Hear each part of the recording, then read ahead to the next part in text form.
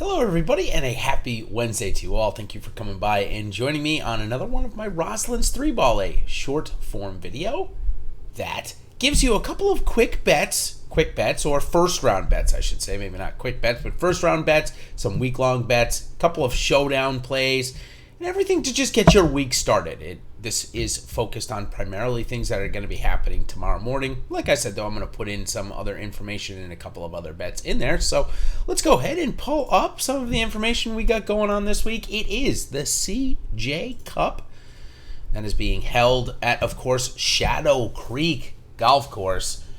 Most of the world's best are here to compete at Shadow Creek Golf Club. And the thing about Shadow Creek is, if you haven't seen anything else about it this week, it is a tricked up, I'm calling it a tricked up version of last week, meaning there's going to be a lot of subtleties that TPC Summerlin didn't have the budget to put in, like streams running through the course and yada yada, and waterfalls and high grass areas and all that kind of fun stuff.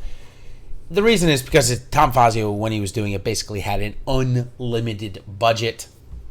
Tom Fazio, of course, a renowned designer, golf course designer, did Corrales, too, a couple of weeks ago here on the PGA Tour. But obviously having the budget that he had with Steve Wynn as his partner all the way back when, and then, of course, MGM now, certainly had everything he wanted put into the course. DraftKings, they've upped their prize pools a little bit this week, but first place still remains at $100K. FanDuel, $20K to first place over there. Withdrawals this week, we got two big ones, sadly. We hate to say that or hate to talk about that, but Tony Finau and Dustin Johnson, they're not going to be playing this week. Tony Finau, it's his second straight week out. We'll see if he's able to make it back for next week's Zozo.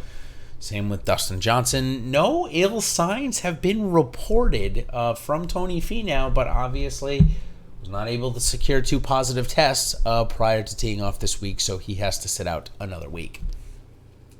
All right, let's get into the player comparison and week-long bet. And for the first time in 21 tries, I had my first tie. Emiliano Grillo and Matt Kuchar ended up both tying for 33rd last week. Both playing, actually, they played together on Sunday and both had the same score. So kind of funny how that works out. But sure enough, 12-8-1 on the year. This week I'm going into Paul Casey. Paul Casey had a miscut last week, but not at a course that I'd really want to play Paul Casey at. I don't think I'd ever, in most situations, play Paul Casey where I know the winning score is going to be in the 20 under range. It just doesn't seem like his game. His game is more of the Valspar type, single digits to, maybe mid double digits, somewhere in the 10, 11, 12 under range.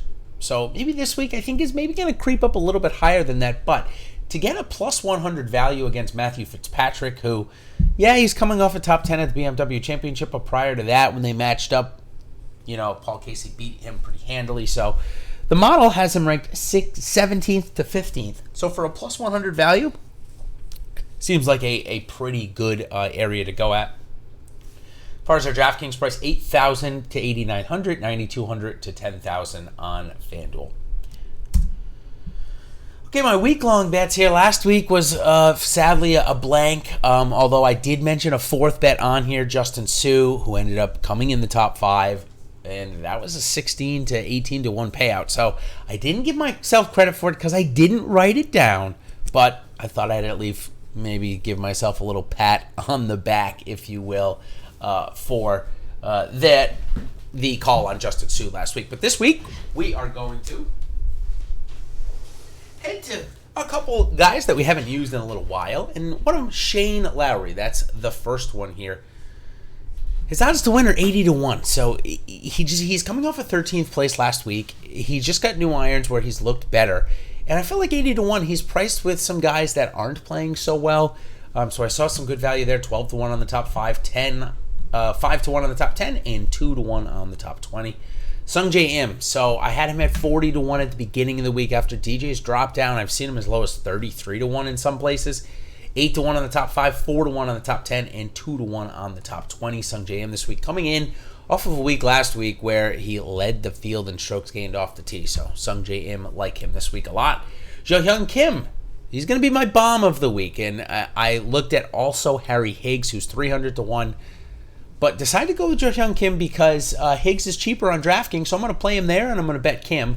And Kim's 400 to 1 to win now. I don't think he's going to win this, but we have seen the 18-year-old, 19-year-old prodigy out of South Korea, Jo Hyung Tom Kim, of course. Big fan of Thomas the Tank Engine, as I've talked about. We don't know exactly where his talent level is going to bring him. We know he's super young, but getting in on these guys early, especially on the betting side, definitely proves to be an edge there. Now, again, it may not pay off right away to bet these guys, and the only thing we hope for is that you hope to pay off before the odds makers catch on and price them where they should be. For example, Colin Morikawa and Matthew Wolff, when Matthew Wolff won the 3M last year, his odds to win were still over 100 to 1.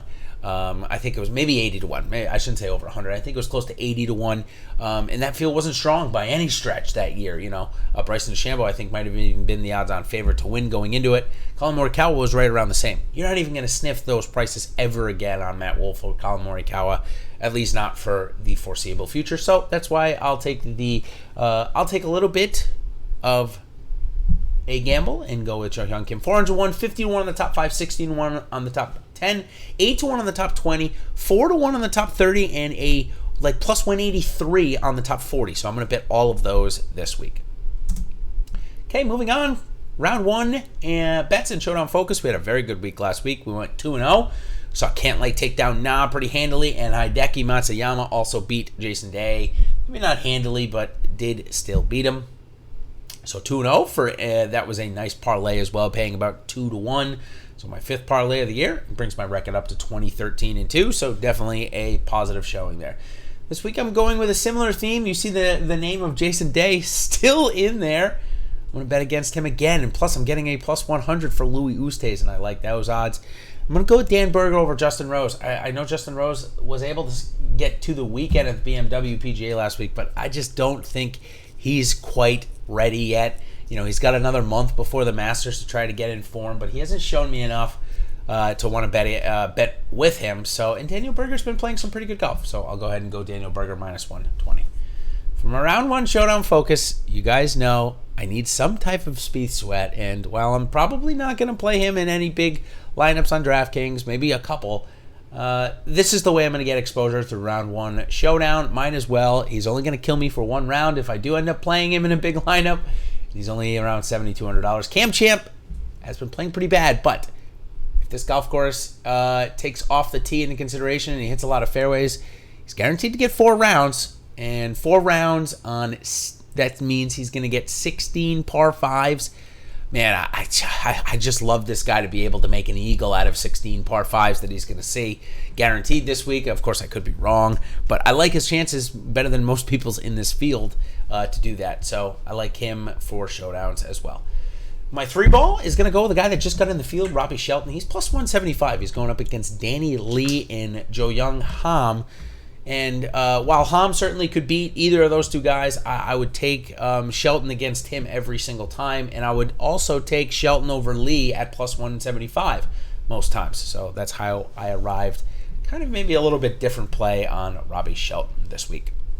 And certainly a name that I've yet to use yet. So that is a full betting card. Maybe the first time that I've had that in a little while here, where I've been able to find at least some value throughout the board. So hopefully you've enjoyed it. And of course, check on the other side of this, my PGA model breakdown, where I go over a little bit of some of the stuff that I use to make my lineup. So until next time, everybody, thanks for joining Rouslin's 3-Ball, and we'll see you on this other side. Good luck this week.